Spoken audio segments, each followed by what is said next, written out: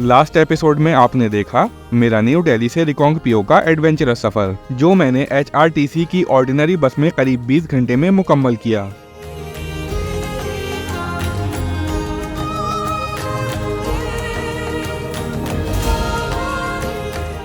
और 20 आवर्स की इस नॉन स्टॉप जर्नी के बाद मैंने बस स्टैंड से वॉकिंग डिस्टेंस पर ही लोकेटेड माओ किम होम स्टे में चेक इन किया।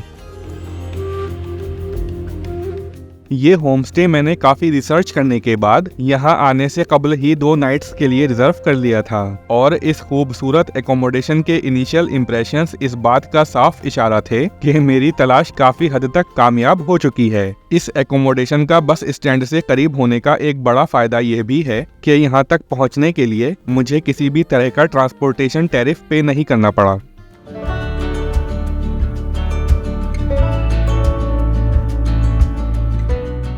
थोड़ी ही देर में फ्रेशन अप होकर मैं माओ किम कैफे आ गया, जो कि इस होम स्टे का ही हिस्सा है।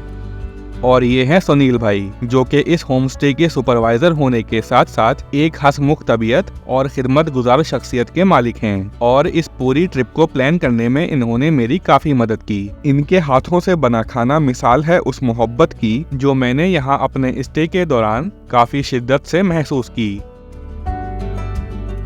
फिर मेरी मुलाकात हुई यहाँ के सबसे काइंडेस्ट मेंबर से, और इन जनाब की चहलकदमी यहाँ की रौनक में मजीद इजाफा कर रही है।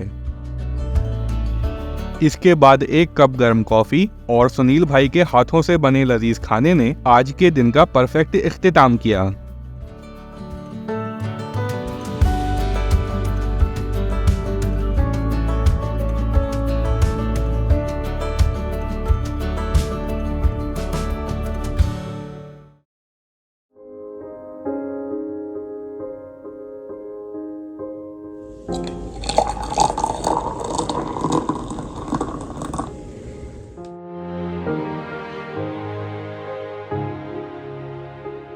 एक लंबे सफर के बाद थकन होना एक लाजमी चीज है, तो एक लंबी और पुरसुकून नींद के बाद मैंने की आज के दिन की शुरुआत।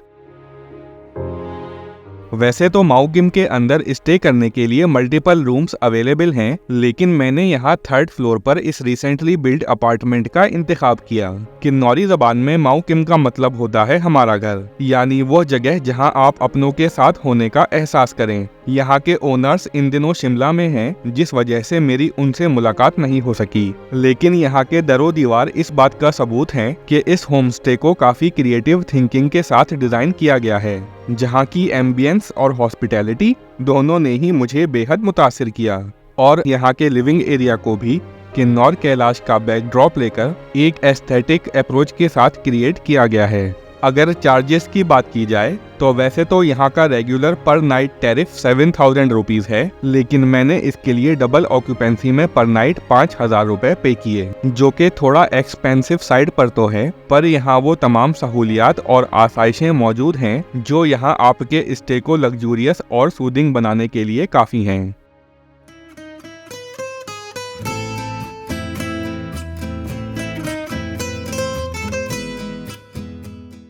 और ये रहा इस एकोमोडेशन के साथ मिलने वाला एक स्पेशियस और क्लीन वॉशरूम।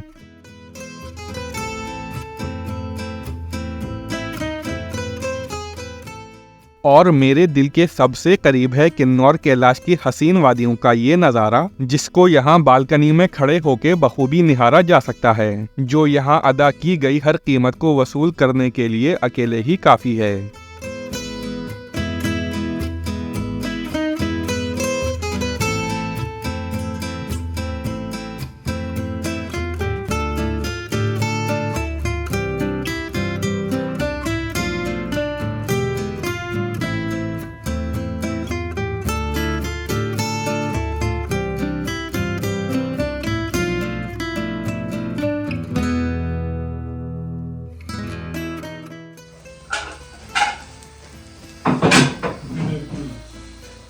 दोपहर को तकरीबन 3 बजे लंच करने के बाद अब वक्त आ गया है रिकोंग पियो को थोड़ा और करीब से जानने का।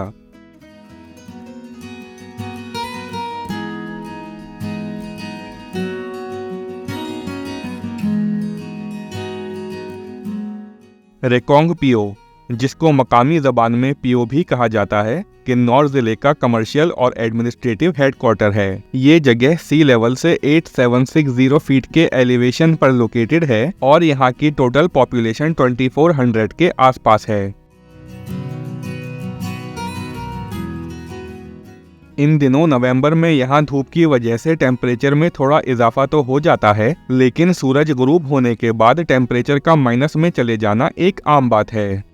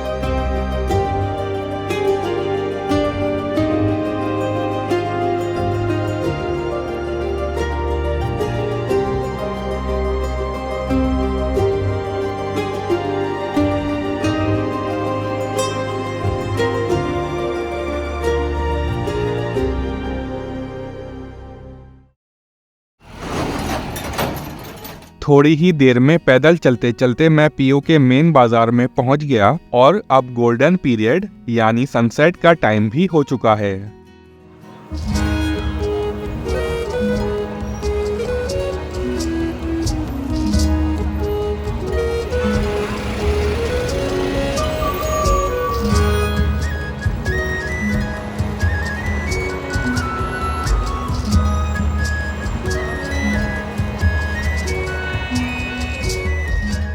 मुझे लगता है कि शाम के वक्त यहाँ आना एक बेहतरीन फैसला था। इस वक्त किन्नौर कैलाश की चोटियों पर पड़ रही सूरज की सुनहरी रोशनी एक बेहद प्यारा और नायाब मंजर पेश कर रही है और मेरा तो दिल चाह रहा है कि एक मुनासिब जगह बैठकर घंटों इस मंजर को देखता रहूं।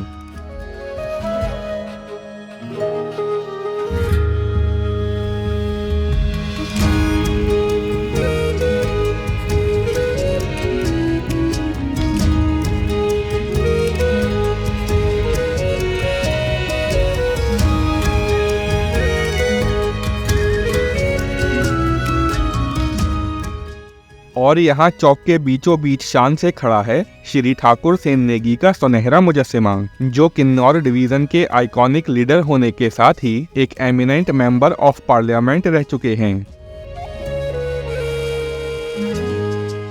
और यहाँ मेरी मुलाकात इस प्यारे दोस्त से हुई।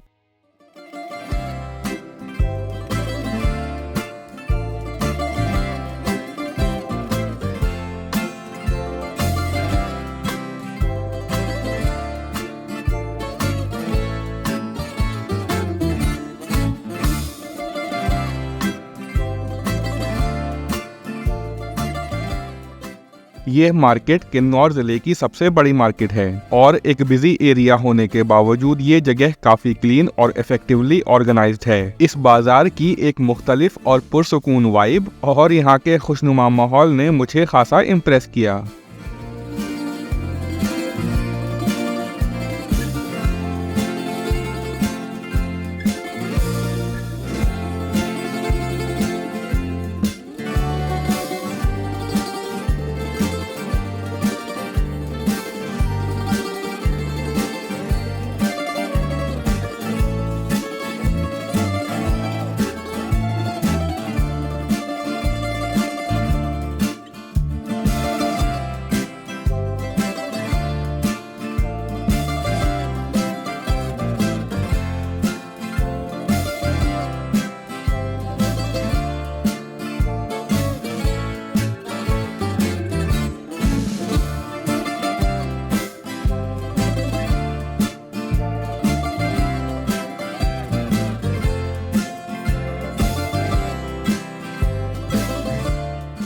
जहां एक तरफ इस मार्केट में रोज़मर्रा की ज़रूरियात की सभी चीज़ें दस्तयाब हैं, वहीं दूसरी तरफ यहां आपको कई फूड स्टॉल्स और कैफ़ेज़ के ऑप्शंस भी मिल जाएंगे। अब धीरे धीरे ठंड भी बढ़ती जा रही है और अगर ठंड के मौसम में गरम गरम मूंगफलियां मिल जाएं तो और क्या चाहिए।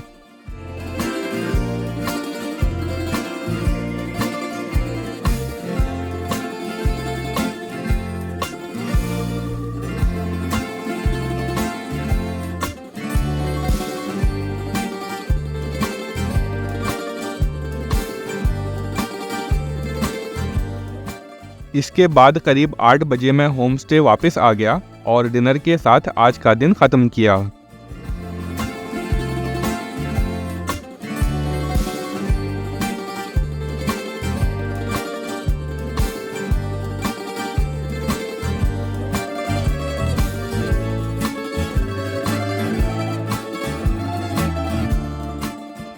अगले एपिसोड में आप और मैं जाएंगे कल्पा विलेज और जानेंगे कि इस हसीन गांव ने अपने खजाने में क्या क्या छुपा रखा है।